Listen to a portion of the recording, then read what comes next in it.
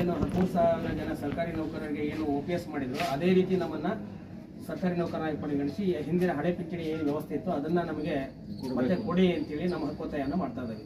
ಅದಾಗಲಿಲ್ಲ ಅಂತಂದರೆ ಸರ್ಕಾರಿ ನೌಕರರಿಗೆ ಏನು NPS ಇದೆಯೋ ಅದನ್ನಾದರೂ ಕೂಡ ಕೊಡಿ. ಈಗ ಮೊನ್ನೆ ಜುಲೈ 6ನೇ ತಾರೀಕಿಗೆ ನಾವು ತಹಶೀಲ್ದಾರ್ ಮೂಲಕ ಮೊದಲನೇ ಹಂತದ ಒಂದು ಪ್ರತಿಭಟನೆ ಮಾಡ್ತೀವಿ. ಈಗ ಜಿಲ್ಲಾಧಿಕಾರಿಗಳವರ ಮುಖಾಂತರ ಮನವಿ ಕೊಡೋದ್ರ ಮೂಲಕ 2ನೇ ಹಂತದ ಪ್ರತಿಭಟನೆ ಇತ್ತು. ರಾಜ್ಯ ಮಟ್ಟದಲ್ಲಿ ಏಕಕಾಲಕ್ಕೆ ನಡೀತಾ ಇದೆ ಇದು ಪ್ರೊಸೆಸ್ ಸರ್.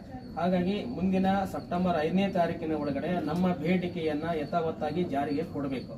ಕೊಡದೆ ಹೋದರೆ ಮುಂದಿನ ದಿನಗಳಲ್ಲಿ ನಾವು ಉಗ್ರವಾದ ಹೋರಾಟವನ್ನು ನಾವು ಕೈಗೊಳ್ಳಬೇಕಾಗುತ್ತೆ, ರಾಜ್ಯ ಮಟ್ಟದಲ್ಲಿ ಮಾಡಬೇಕಾಗುತ್ತೆ. ಕಳೆದ 21ನೇ ಇಸ್ವಿಯಲ್ಲಿ 142 ದಿನ ನಾವು ಅವರಾತ್ರಿ ಮುಷ್ಕರವನ್ನು ಮಾಡಿದ್ದೀವಿ. ಅವಾಗ 5 ಜನ ಶಿಕ್ಷಕರು ಮನನೊಂದು ಆತ್ಮಹತ್ಯೆ ಮಾಡಿಕೊಂಡ್ರು.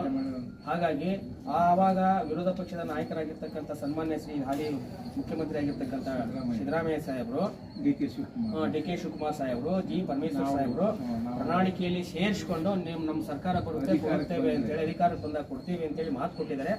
ನುಡಿದಂತೆ ನಡಿಲಿ ಅವರು ಅನ್ನುವಂಥದ್ದು ನಮ್ಮ ಅಭಿಪ್ರಾಯ. ನಮಗೆ ಆಸೆ 60 ವರ್ಷ ಆದಮೇಲೆ ಸರ್ ನಮಗೆ 1 ರೂಪಾಯಿನೂ ಸಂಬಳ ಇಲ್ಲ ಸರ್, 1 ರೂಪಾಯಿ ಸಂಬಳ ಇಲ್ಲ ಸರ್. 60 ವರ್ಷ ಆದಮೇಲೆ ವಯೋಸಹಜ ಕಾಯಿಲೆಗಳು ಬರ್ತಾ ಇದಾವೆ.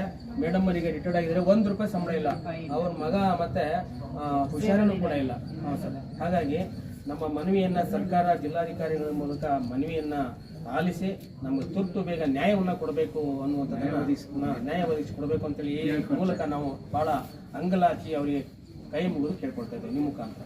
2006ರಿಂದ ಹಿಂದೆ ನೇಮಕ ಆಯಿತು, ಗ್ರಾಂಟ್ ಆಯ್ತು 2006